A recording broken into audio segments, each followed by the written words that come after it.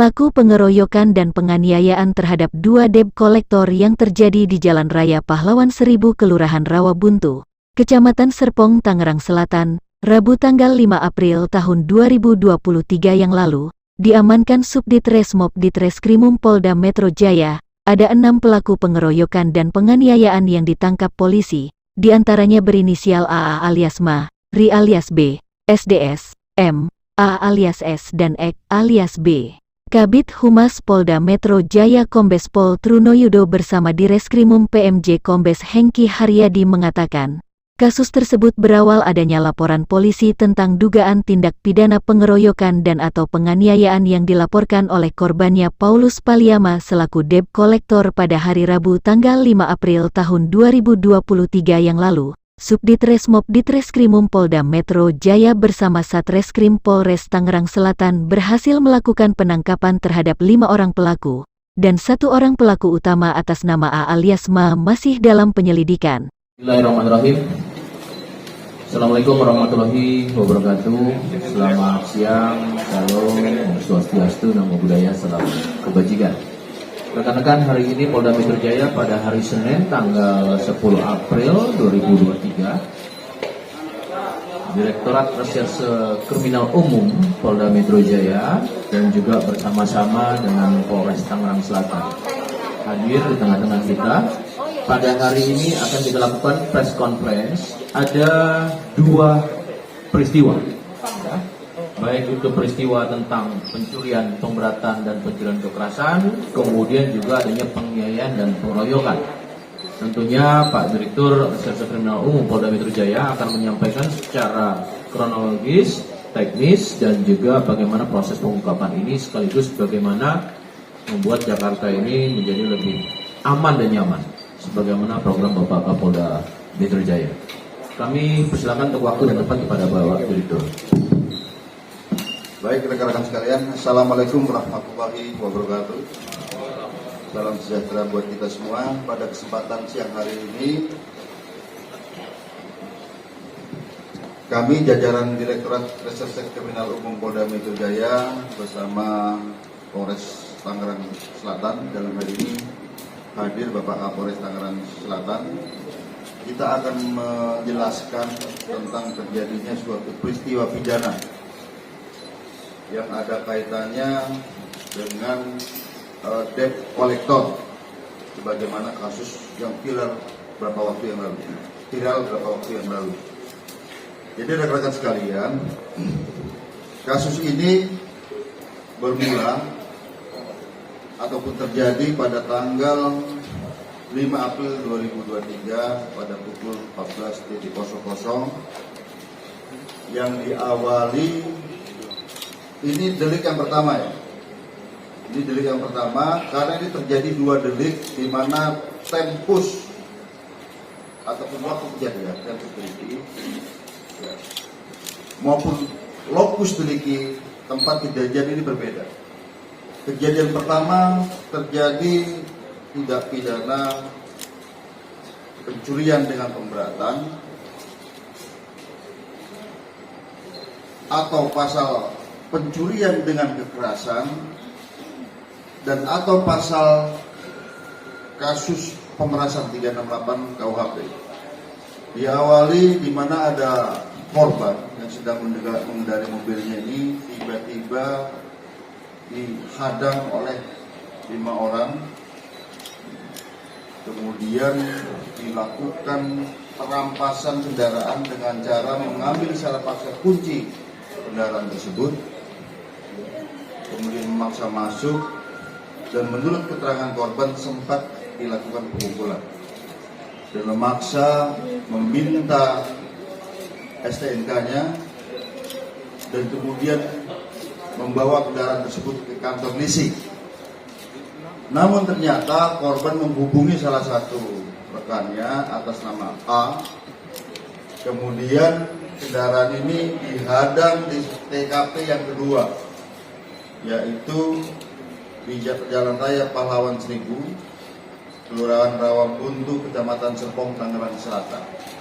Ini dihadang, kemudian berusaha untuk mobil tersebut tidak dibawa ke kantor leasing, tetapi karena debt collector ini memaksa maju, kemudian yang bersangkutan teriak maling dan akhirnya terjadi delik baru, yaitu kasus penganiayaan dan juga pengeroyokan terhadap tersangka di TKP yang pertama. Sehingga rekan-rekan sekalian, ada salah satu korban atas nama B ini yang dianiaya, direkam oleh salah satu tersangka juga, dan ini viral dan ini melanggar kebinekaan. Ya karena bernuansa sara bisa menciptakan konflik horizontal hampir kemarin. Karena nuansa sara yang dikedepankan. Oleh karenanya rekan-rekan sekalian, terhadap dua delik ini, terhadap kasus pengeroyokan, kita telah menangkap 6 orang tersangka, termasuk terakhir tersangka utama kita tangkap di Sukabumi, termasuk yang mengeluarkan kata-kata yang bernuansa sara. Ini sangat berbahaya. Ini sangat berbahaya dan bisa menjadi trigger adanya konflik yang bernuansa sara. Ya. Ini sudah kita amankan 6 orang. Sedangkan di TKP yang pertama, kasus pencurian dengan kekerasan, kemudian pemerasan, ya, ini sudah kita tangkap 2 orang dan 1 orang yang menjadi korban di TKP yang kedua atas nama B. Oleh karena rekan-rekan sekalian, kedua pihak ini dari 2 delik yang ada itu merupakan wujud daripada eigenrichting, melakukan ataupun melakukan kegiatan main hakim sendiri. Sebagaimana kita ketahui rekan-rekan sekalian, bahwa pihak leasing yang menggunakan pihak-pihak tertentu, pihak ketiga, perusahaan debt collector dan lain sebagainya, dilarang melakukan tindakan yang bersifat pemaksaan terhadap debitur. Artinya apabila ada cedera janji atau wan prestasi antara debitur dan kreditur, dalam hal ini penerima fidusia perusahaan leasing tidak serta-merta bisa menarik secara paksa apabila debitur keberatan ataupun tidak menyerahkan secara sukarela. Ini sudah diatur dalam keputusan MK nomor 18 tahun 2019 dan tahun 2021. Artinya hubungan keperdataan ini antara debitur dan kreditur apabila terjadi pemaksaan akan menjadi perbuatan pidana. Dan kami perlu sampaikan pada rekan-rekan sekalian, beberapa yang waktu lalu kita juga sudah melakukan, Polda Metro Jaya melakukan fokus group discussion untuk menghadapi fenomena ini, karena ini menjadi fear of crime, keresahan publik, keresahan masyarakat di mana ada pihak-pihak tertentu, pihak debt collector tanpa melakukan prosedur yang ada, menunjukkan surat tugas, sertifikat profesi, fotokopi jaminan fidusia dan lain sebagainya, tiba-tiba melakukan penarikan paksa. Dan akhirnya ini salah satu akibatnya menjadi tindak pidana baru, keributan dan mengganggu Kamtibmas. Oleh karenanya rekan-rekan sekalian, kami ingatkan, karena berdasarkan fokus group discussion beberapa waktu yang lalu yang dihadiri oleh Asosiasi Perusahaan Pembiayaan Indonesia, pakar hukum, tokoh masyarakat, tokoh ormas, sepakat tidak boleh ada pemaksaan dalam penarikan objek jaminan fidusia.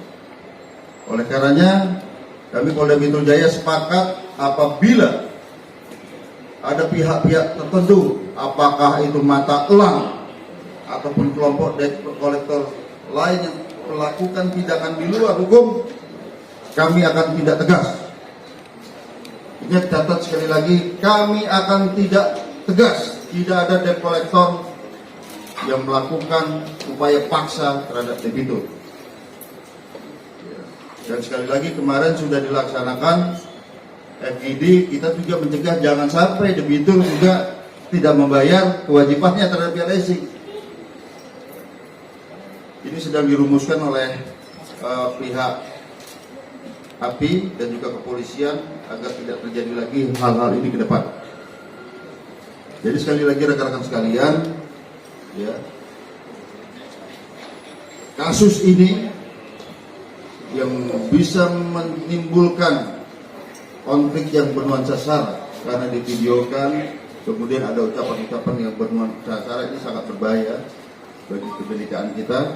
Ya, ini dipicu ataupun yang menjadi trigger adalah tindakan dari debt collector tanpa mengindahkan prosedur yang ada. Ini yang terjadi.